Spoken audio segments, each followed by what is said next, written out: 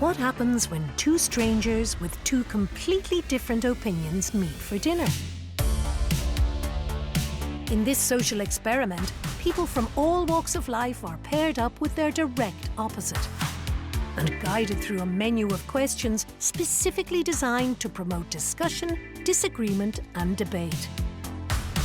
Will they agree to disagree? You raised the racism thing. Huh. I'm a female, but I'm not a feminist. You've just taken a massive leap. I'm not biologically female and very comfortable with that. Could they end up bonding over shared life experiences? I see a smile on your face. What are you thinking right now? When you put that back to me, it does sound rather foolish. I admire that so much about you. Or will it be fireworks from the off? They are the most outdated thing in the world. I'm not going to accept that comment. No. Have you ever thought about being a sex worker? I'd end up doing more damage than good. Are you really a traveller? What a truly obnoxious thing to say. Do you trust the governments? Ha! No. It's a man and a woman make a child. It's just a fact. This is Eating with the Enemy.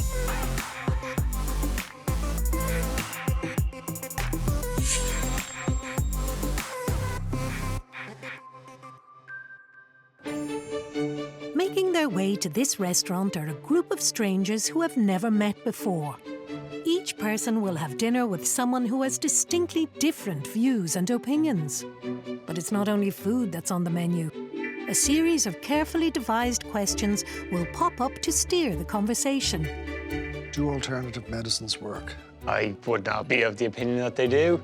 Every discussion will be observed by psychological experts, there to assess if so-called opposites can ever find some common ground. What this experiment does, it offers an opportunity for people to meet with their opposites and provide them with a safe space to have a respectful conversation. We've become quite polarized as a society, and social media isn't helping that. We now communicate through a proxy or device, which means that information is instantaneous, but also abbreviated. And so what we communicate now is bite-sized, easily consumed piece of information, which makes our contact quite superficial. When somebody says something that we disagree with, we can just cancel them with one click. And that just isn't making way for healthy conversations to occur. With the restaurant good to go, let's meet our first diner. My name is Nile Boylan. I work in Ireland's Classic Hits, and I'm a radio host. The reason I'm taking part in Eating with the Enemy is I do love a good debate. I'm always open to have my opinion changed. So if somebody gives me a really good argument as to why I should believe what they're telling me is true, I'm open to change my mind. There are a small minority of people out there who I would consider to be social justice warriors who just are not willing to listen to anybody. And as far as they're concerned, you either think their way or you'll be cancelled. Who will be joining Nile for dinner? My real name is Clarity Eden Mills. I am from Los Angeles. By day, I'm a tech consultant, and by night, I'm a dominatrix and sex educator. So my work as a dominatrix started about 17, 18 years ago, and I work with individuals to help them have better sex lives, better self-esteem, like a life coach. As a sex educator, one of the things I'm really passionate about is overhauling sexual education curriculum here in Ireland and basically using it as a tool to empower young people for advocacy, to focus on the issues like consent. I'm hoping to get greater perspective and also have my opinion be changed by sharing the experiences and talking to other people. Hello. How are you? I'm fine. I'm Clarity. Nice to meet you. Nice to meet you. Sorry, I didn't catch your name there. Clarity. Clarity. Like the word clear. Oh, clarity. Yes. Okay.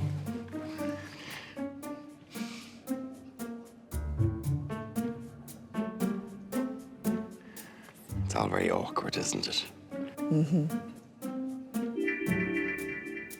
So, Clarity, what stereotype do you think you live up to? I'm American, so we're loud and opinionated. I would say I live up to that. Mm-hmm. I work in tech, so I'm a geek. I like Star Trek and Star Wars, so I'd say I probably live up to that. I'm supposed to be a shock jock, but I actually hate the term. Oh, because okay. it kind of insinuates that I tell lies just to get a reaction. Oh, exciting. But I don't, but I actually believe everything I say. So I don't think I live up to the stereotype of being a shock jock. But I do live up to the stereotype. I'm probably very conservative in my views. Interesting. Yeah. Well, some people call that moralistic. My first impressions of Nile is that he's differently minded than myself, but well expressed. In addition to being a tech geek, I'm also a professional dominatrix. I probably look a bit like it. Okay, and when you say a professional dominatrix, are you a sex worker? I consider myself a sex educator. By definition, dominatrices are sex workers. When I first started, I would say, no, I don't have sex for money. But I realize now as time goes on that it's good to destigmatize sex work as a whole. It's the world's oldest profession and will continue on long after myself and we all are gone. Is it really that popular? I mean, in Ireland, because we're quite backward, aren't we? I mean, when it comes to sex, we don't like to talk about it very much. Yeah, it's massively popular here. It's actually massively popular all over the world. I know, you're not going to catch me in a gimp suit or anything, or anything like that. Never dined with a dominatrix and probably never will again, to be honest with you. Look, it's not my bag. Each to their own, wherever floats your boat. I just think it's strange, the idea of people dressing up in gimp suits and whipping each other for fun.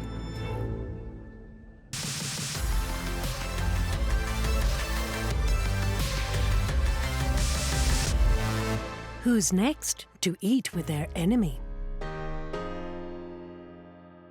My name is Jen Hogan. I'm a journalist and I'm from Dublin. My friends would probably describe me as excitable, I hope kind, and a bit of crack. The things in life that make me happy are my kids, Liverpool Football Club. I'm passionate about children's rights. I'm passionate about inclusion. I love anything that kind of involves engaging with others. Kind of people that make me angry or frustrated are people who don't view children as being entitled to equal rights and equal respect. I have a really clear view of what I think is an ideal situation, and I'd really like to see what makes somebody else tick, what makes them think differently. As Jen settles in, let's meet her dinner companion. My name is Barbara and I'm a photographer and journalist from Dublin. I think my best qualities are that I'm organised and I'm quite adventurous as well. The kind of people that frustrate me are people that preach at me. People kind of feel like they can judge me sometimes. I don't know why. I think we are raising children as snowflakes, yes. Not all of us. I try my best not to, but I think... The kind of person I want to talk to today is somebody who is available to kind of new thoughts. I'd like to discuss their point of view and then my point of view and maybe open their eyes to my way of thinking.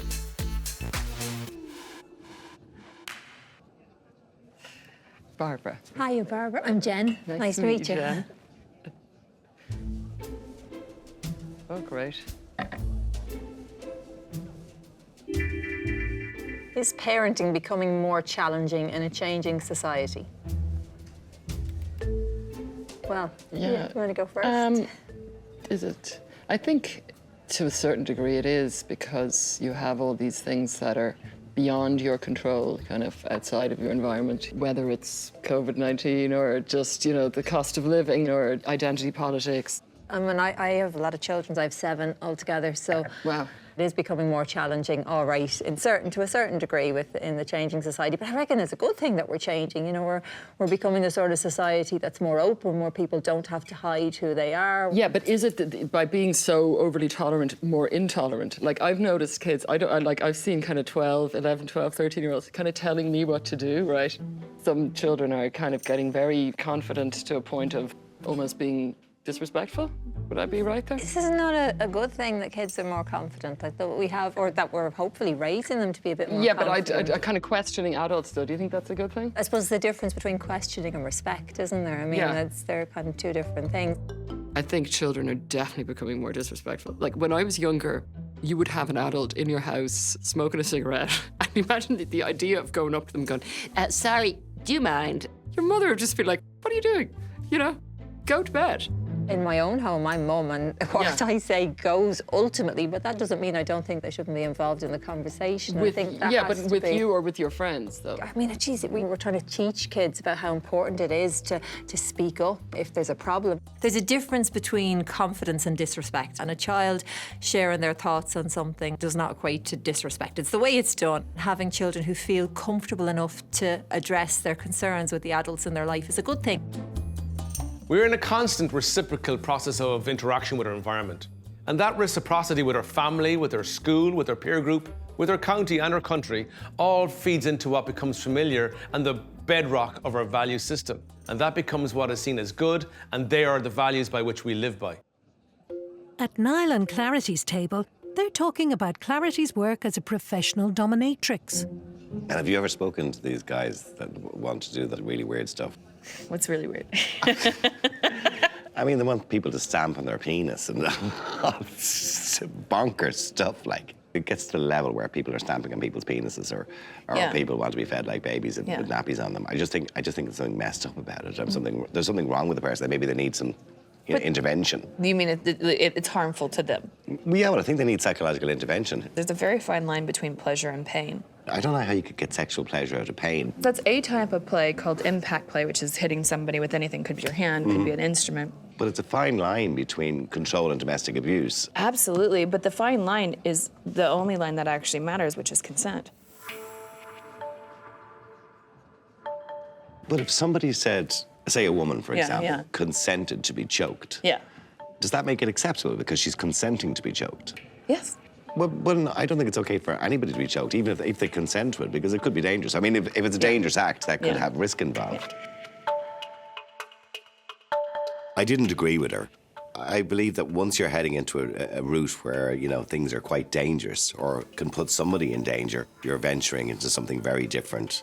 Apart that, it's not a sexual fetish anymore. There's lots of other flavors that would look much more like, so that's impact play, or like degradation, humiliation. That's what Hollywood and TV teaches us about it. Humiliation. Explain it. Okay, so humiliation. Give me an example of humiliation. So humiliation, like an example would be name calling. Okay. Or things like, for example, cuckolding would be a form of humiliation, degradation. And from an outsider looking in, you would see, say, a husband and wife, and the husband enjoys watching his wife sleep with other people. Is that not a bit messed up? Really, because if you're in a loving relationship, why would you want to see your wife having sex with somebody else? But why wouldn't you? Because I thought that's what marriage was all about, was exclusivity, intimate exclusivity to each other. But why? But just open relationships and that kind of stuff just wouldn't appeal to me at all. That's the definition of it. I mean, like, the idea is, I love and care about that person. I am invested in their pleasure as much as they are. I personally believe it's disrespectful. I couldn't have my partner there being intimate with somebody else while I watched. I just think it's disrespectful to the institution of not only marriage, if you're married to somebody, but to your partner.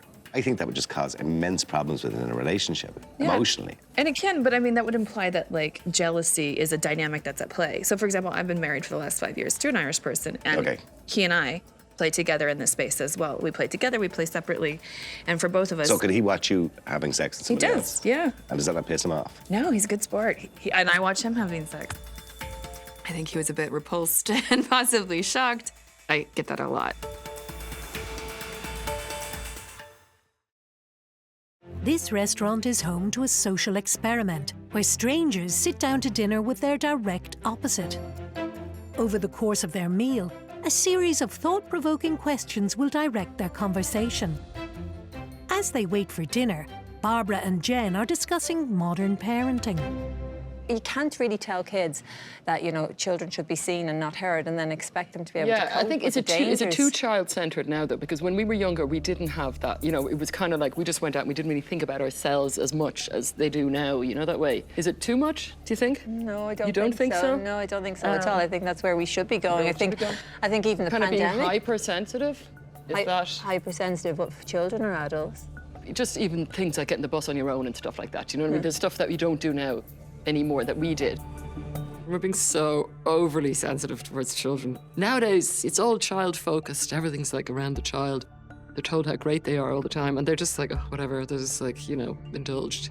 Because we're taking the power from children where they can deal with things, we don't know what way they're going to deal with them when they get older. I think that we were more left kind of to develop our own way of dealing with things. Do you know what I mean? Like, Whereas now people are more protected. But perhaps we're more aware of the things that were more damaging to our generation and previous generations, and this is a good thing, and maybe we're building them to be stronger, kinder, more capable adults. You want them to be capable and not indulged, you know, that kind of way. Some of Barbara's viewpoints are so alien to me. We just do things differently. Resilience, it's not built from leaving a child to cope with an adverse circumstance on their own or an adverse situation on their own. It's about letting a child know that an adult is there to support you if something bad happens. What do you believe in that most others don't? The family is something that I really, really believe in. And I think a lot of people have lost their value in the family. I think at all costs, you should try and stay together for the sake of your children, particularly when they're at a young age, at a vulnerable age. Because I think when people break up at a very young age, I think it has a devastating effect on the children. To me, the family is a mother and father and children. I actually agree with you in this one aspect, which I believe that children require like masculine and feminine energy, however, whatever shape that looks like. But I think it's really important for a young boy to have male role models. I think so, not just for boys, I think for young girls too. It shows this balance. Again, I feel like the feminine and masculine energy needs to be around children when they're growing up. I was happy to hear that she was quite traditional in her views in relation to having a male and female role model. Actually, I was surprised to hear that more than anything else, to be honest with you, because when I came here first, I had a very different view of who was going to be put in front of me. What do you believe? I believe that sexual liberation for people, whatever that means, the more people get to self-actualize through expressing their sexuality, whatever that looks like for them, every single religion and every single culture over time says who you should marry and who you shouldn't, what kind of clothes you should wear and what kind you shouldn't. I mean, what about the levels of decency, for example? What do you mean by decency? I mean, you wouldn't walk down the street naked, would you? Why not? I mean, would you walk down the street naked? Absolutely, why not? If you thought you weren't going to be arrested. Well, right, yeah, exactly. There's consequences. Can you be in a relationship with 5 people, like? Yes, as long as they consent. Yeah, absolutely. Do you not think there's something wrong with that inherently? What would be wrong I mean, with that? about valuing yourself. What about being in a relationship with 5 people devalues me as a person? I get the impression that you're being used. They're using me. I mean, for sexual purposes. In Nile's perspective, a family is a mother, a father, and children, and a nuclear kind of 1950s stereotypical family. I think there's a lot of other ways it can work effectively. And I do believe that the more loving individuals that are involved in the parenting of children, the better the children turn out. Do you think it's fair to bring a child into that environment where you've got 1 mother and 5 fathers? Oh my God, yes. Do you think that's okay? I do, and I'll tell you why. Because that sounds messed up to me. I mean, what sort of life was that child going to have? I mean, knowing that he had 1 mother and 5 fathers. More parents. Although she still valued the family and she understood the value of the family, I think her family was just different to mine. And my family would be a bit more traditional. Children need both masculine and feminine energy. The more people raising... 1 of each. Why not 10 of each? Why not a community? I just think it's messed up to have a child brought into the world with 5 fathers and 1 mother. I mean, that doesn't even make any sense. It just sounds weird. It's so important for people to engage with others with different points of view, because it helps us to grow as human beings. If we limit our conversations to people with similar points of view, it only reinforces what we already believe.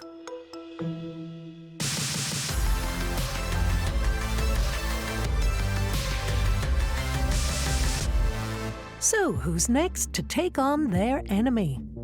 My name is Gordon. I'm a podcaster from Mail. I love conspiracy theories. What happened at 9/11? Famous rock stars and famous celebrities that die too soon. There are facts there counter to what we're being told. What shape do I think the Earth is? I am reticent to say, even in jest, that it would be flat. I don't get on that boat. Because it'll fall off the edge, you see. I want to take part in this social experiment because I rarely enough get to meet people who are my enemy. And who will be joining Gordon?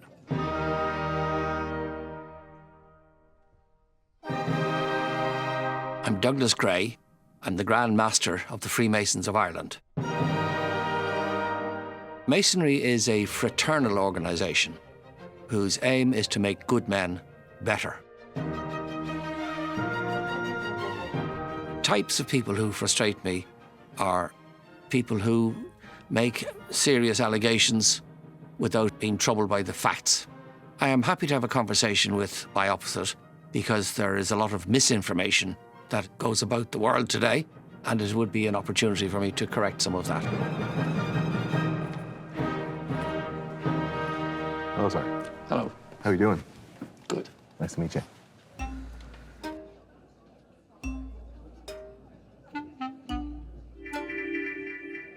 What do you believe in that most others don't? I'm a conspiracy theorist, let's say. Are you? I have a podcast. So there's a few things probably that I would believe that most others don't. Yeah. Like an alternative view of history or a misappropriated opinion on certain organizations. Like I can see your how do you do there. Yes. A very friendly looking man. I knew he knew some shit. And then I saw the tie and I saw the tie pin and I was like, I got you. I'm guessing Mason. Yes. They're by and large like vilified by alternative media, the conspiracy theory. Like the bad guys and checkerboard floor and... Yeah.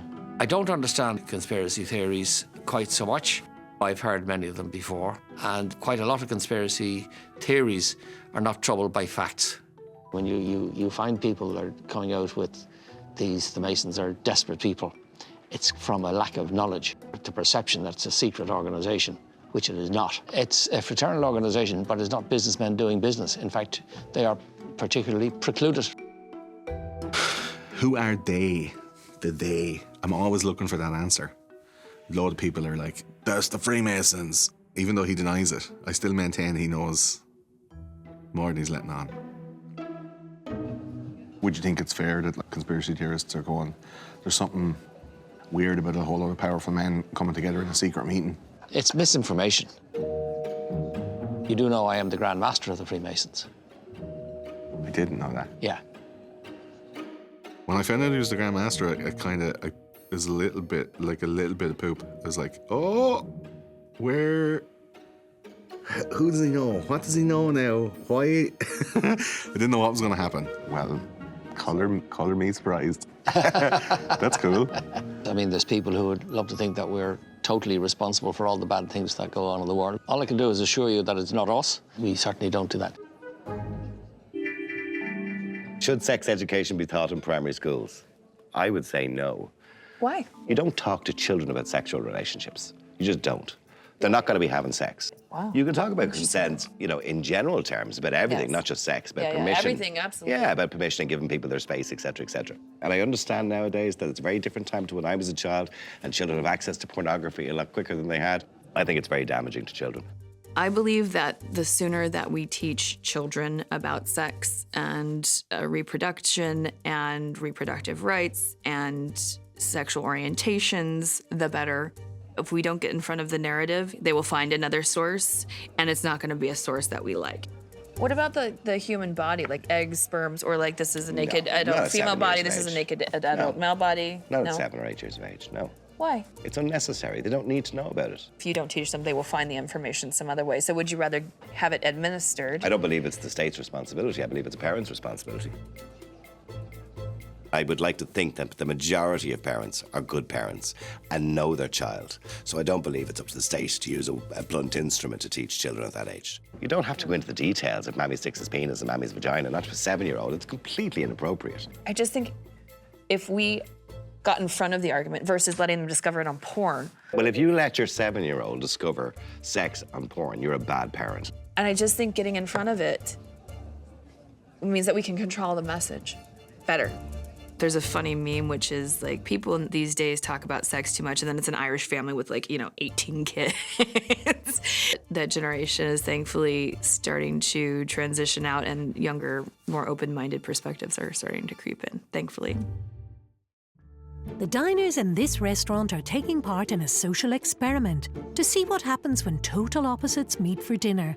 And with Barbara and Jen, it's time to turn up the heat. Should we be raising our boys to be feminists? Well, I think that people should be raised to know the difference between right and wrong, And feminism is an intrinsic thing that if you have boys, they're going to be raised feminists. If you're doing a good job of being a parent, you shouldn't have to specifically point it out to them. I think, yeah, we should be raising our boys to be feminists, but I think in there we're perhaps losing what feminism is, and that's about equality, and that's about boys learning that they are also equal to girls and they can also do the things that girls can do. Yeah. We're supposed to be embracing that men and women can be whoever they want and boys and girls can be whoever they want, and celebrate kindness and sensitivity and gentleness and all these traits that we celebrate in women, but we don't celebrate in men, and we need to start celebrating them in men and boys too. You know, if you have 3 boys, it's like, are you raising your boys not to, you know, hurt or insult or, you know, harm women? Of course you are. You know what I mean? Like, I think we're beyond that now because we are equal, and let's just get on with it, rather than, you know, it's... the battle has been won, as far as I'm concerned. Oh, God, oh, no, I don't think so. I don't think the battle's been won or anything like it. I think we still have a long way to go.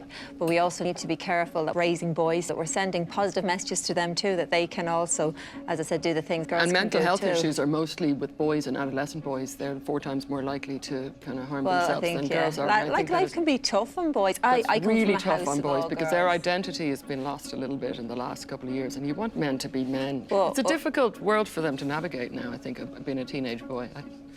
We want men to be men. I suppose it depends what your view is on what a man should be. Well, I want a man to be, like, you know, still be, like, male. Well, I suppose I'm more concerned in raising boys that don't feel that they have to come... I mean, but that depends on your definition of a man, though.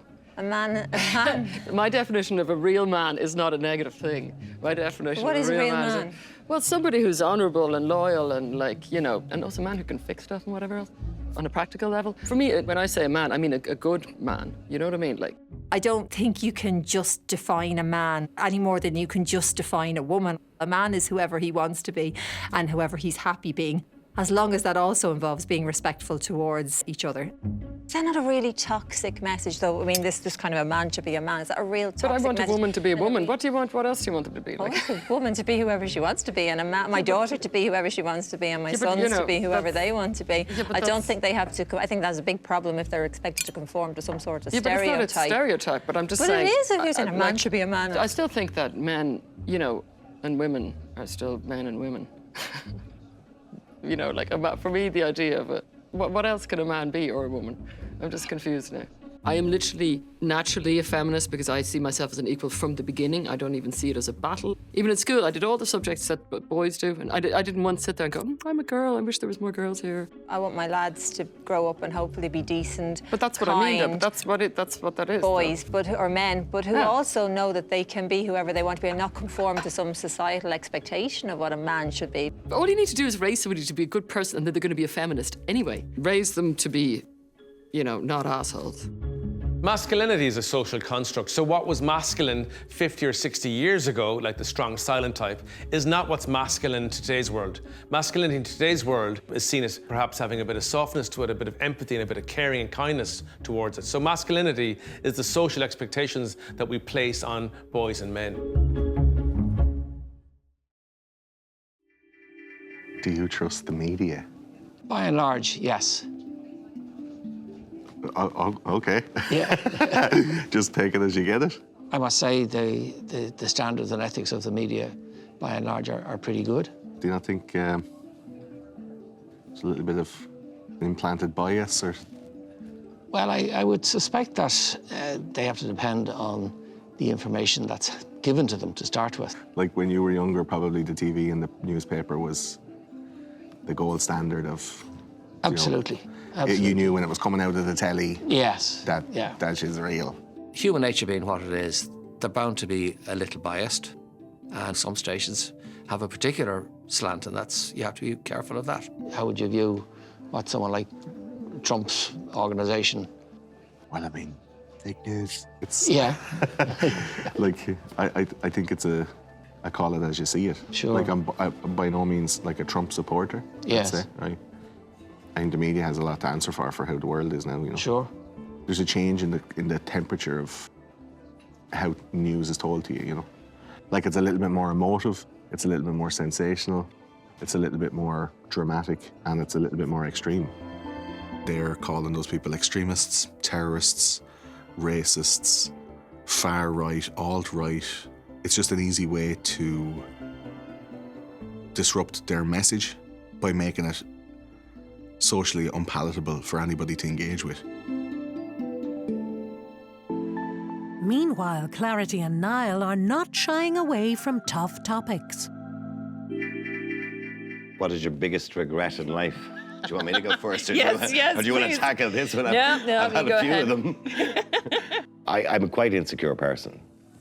I'm very insecure. I went through years of torment, in school because I was bullied quite badly. I ended up with alopecia at the age of 7, where I lost all my hair, eyebrows, and this is hair replacement.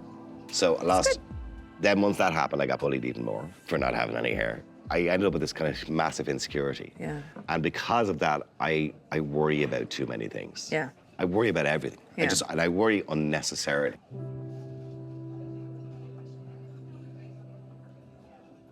Thank you so much. Thanks very much. What's your biggest regret? I think for myself, I lived for other people for a long time, and I did that at the expense of myself. So much like yourself, I had bills to pay and mouths to feed and worked 80 or 90-hour work weeks, and I ran myself ragged. And also, I realized that I was enabling bad behavior, and so recently restructured those relationships. They're still very close, we still love each other, but they're less codependent, and they're doing better than ever thought possible. So you were living your life for other people? Vicariously through other people. Do you think, sorry for interrupting, but do you think that's the reason you do what you do? I'm so glad you asked, and actually I would say that's how it started. So I was sexually assaulted as a teenager. I'm sorry to hear that. I came from a kind of hippie family. They named me Clarity. It's an unusual name. Yes. Very supportive parents. We're all very close. I'm very open and they know what I do. But I found myself having a hard time reconciling myself back to sex. And so I found, in the early days of the internet, the kink community, which was all about consent and communication and power exchange, where women could find roles to get their voices back and their power. And I found it to be so therapeutic and cathartic for me. Well, the reason I do it still is because, other than the fact that it's super fun, is because I like helping people. I found it to be really powerfully transformative and therapeutic, actually, in a way that, like, no amount of talk therapy can really do. I do think it's a huge part of my overall transformation process and has allowed me to be as passionate as I am today about helping people. I wouldn't prescribe it for everybody, but I definitely think it was cathartic, and he was very, very courteous in receiving that story. I have the power. I reclaim my personal power. But does it not take you back to the point where you were sexually assaulted? No, because I changed the ending. So now I'm the one in control. Now I'm the one who has the power. So you can make it stop anytime you want. Absolutely. I think we both had a common ground there, where we both had an insecurity from our backgrounds.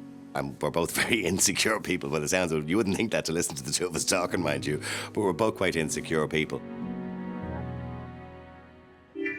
When someone meets you, what question do they always ask you? Are you devil worshipping and all of this sort of thing? Do you think that's what it is, yeah? They do ask that? Some people do, yeah. My attitude is okay. So you know we do this. What is your basis for coming out with this? Your argument isn't troubled by facts, so tell me where you're coming from. And obviously, if you're a 300-year-old organisation, you're passing stuff down. You know stuff, like from history, there's maybe an ancient book with all the real truth of what happened. Well, if it is, I certainly don't know. No, and you're the Grandmaster. I'm the Grandmaster, so... It's not that I don't believe it, it's that I can't believe it. So what do they ask you, exactly? They usually ask me about, like, did Jeffrey Epstein kill himself, or what about 9/11? Yeah. It's usually the kind of the more salacious ones or the more contentious ones. Well, do you believe that America landed on the moon? Or do you think that's a conspiracy? It's a hard question to answer. Did we really land on the moon is like, do we trust NASA? Why are we not talking about the Nazis that are in there? Why are we not talking about the Cold War, the propaganda against the Russians? Why were we making everybody afraid of nuclear war, buying bunkers and installing them in the gardens? Why, you know?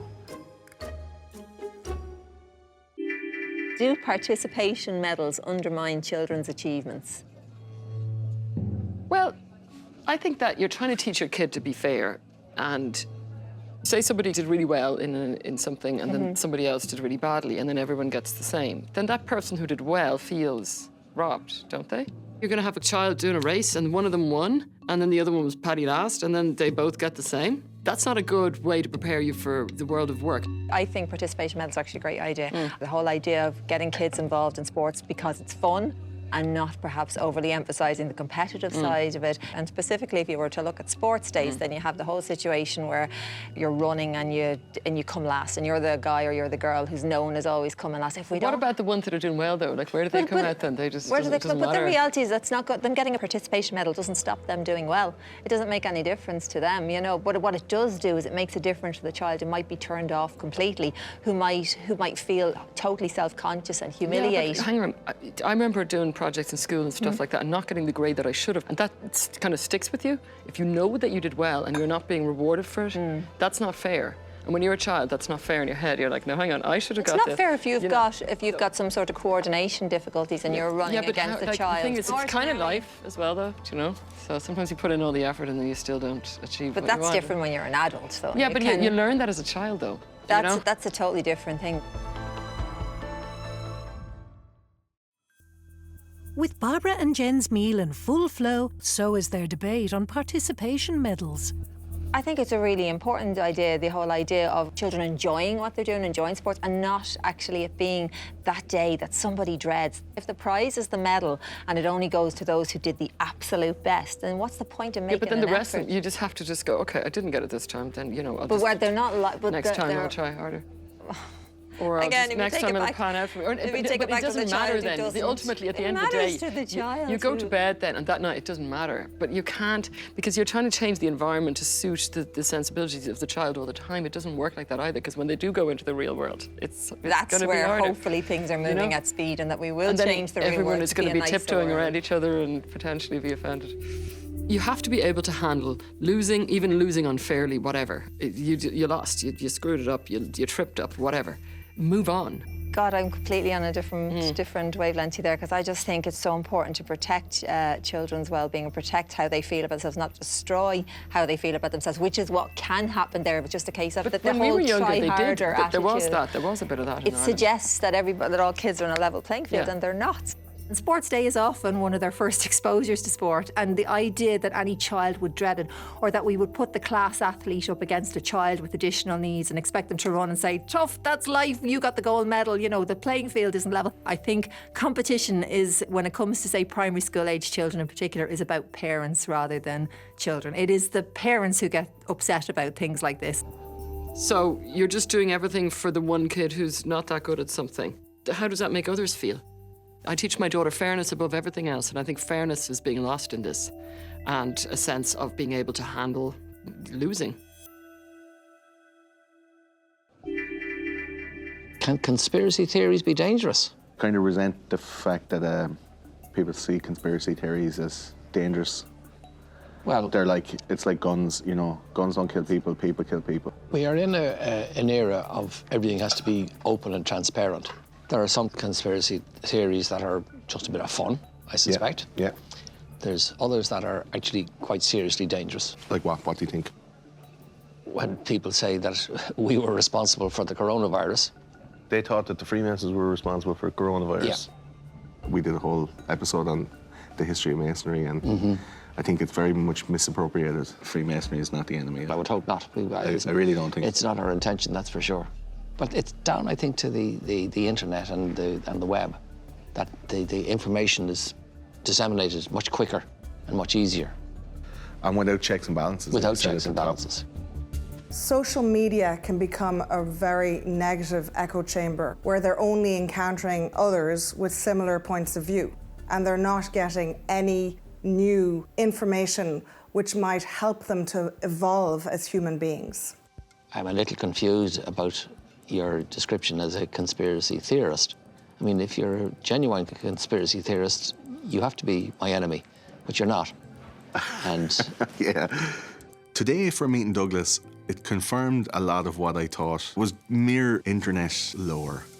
I don't believe in the Illuminati being a force, you know, that's the hidden hand behind society. I don't believe the Freemasons are a nefarious group out to control society. I don't think Gordon changed my mind on any of my views, but then I'm a lot older than he is, and I have had plenty of time not to change my mind in many respects, and maybe he thinks that's a bit of a conspiracy in itself. Because I'm still a small bit enigmatic. You're not going to tell me everything until I'm There's nothing to tell you, frankly. No. Lovely old dude who's just lived his best life, trying to, get away 2 nights a month and hang out with the lads. Do you know? And this is a final question. What do you like about each other? I find you an intriguing person because you're just so liberated. Oh, thank you. And I don't think at any point that when I say we didn't disagree, I think we disagree in a lot of things. Yeah. But I think you're very respectful of other people's views, which is unlike many people who would have your views or hold your views. I think it's really great to sit down with somebody who's completely the opposite view on life and morals, etc., because I think you can learn a lot from each other. It doesn't mean you have to change your mind, but I think you can learn a lot and be more understanding of each other. When you meet somebody with the opposite views, they tend to want to force you to agree with them. Clarity wasn't like that at all, thankfully. She was very open and she listened to everything I had to say, and thankfully I listened to everything she had to say, I hope, as well. I think you are an empathic and intuitive person, and I think you're very good at communicating yourself and but are also open to alternative perspectives. The biggest takeaway I have from this social experiment is how invaluable it is that people consider other people's perspectives. So it's not just people feel victimized by one side or the other, they feel like they have a stake in the game. And I think that's what I've learned. What are your final thoughts? Final thoughts? Yeah, I suppose we want the best for our children and generally for society as a whole. And, I don't know what way our modern parenting is going to manifest in 20 years' time, and the situations that are happening. I think everybody does their best, everyone does their Everyone's best. doing their best at what they know. There's no perfect way to parent. Sometimes it's just about winging it and hoping for the best, and that's my motto anyway. But I think parents need to cut themselves a bit of slack and know that they're doing their best and just, be kind to themselves and support their kids along the way.